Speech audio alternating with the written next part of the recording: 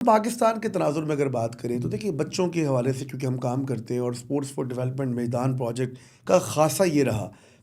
پاکستان کا بچہ اس وقت جو ہے بہت مظلوم ہے، بالکل پاکستان کا ایسا بچہ ہی ہے۔ اس وقت بہت سارے مسائل کا شکار ہے، پاکستان کا بچہ اس وقت بلنگ، انگزائٹی، فرسٹریشن کے ساتھ ساتھ اس کو سیف گارڈنگ کے بہت سارے ایشو ہیں، کیونکہ وہ اس وقت آؤٹ آف اسکول بچے کی حیثیت میں پاکستان میں 2 کروڑ 62 لاکھ کی شکل میں موجود ہے۔ بالکل ایسا ہی ہے۔ پاکستان میں 23 لاکھ بچے ہیں، میں اکثر یہ کہتا ہوں وہ اسٹریٹ چائلڈ کہلاتے ہیں۔ اب یہ وہ بچے ہیں جن کو غربت کی بنا پر، والدین کے پاس وسائل نہ ہونے کی بنا پر اور عدم توجہی کی بنیاد پر، کون عدم توجہی دے رہا ہے؟ یا تو ریاست دے رہی ہے، سرکار دے رہی ہے، اداروں کے پاس پیسے نہیں ہیں، حکومت کے پاس اتنے وسائل نہیں ہیں، تعلیمی بجٹ نہیں ہے، مسائل ہی مسائل ہیں۔ مسائل ہی لیکن مسائل ہیں، بالکل ایسی صورتحال میں اگر آپ آج کے اس بچے کو جو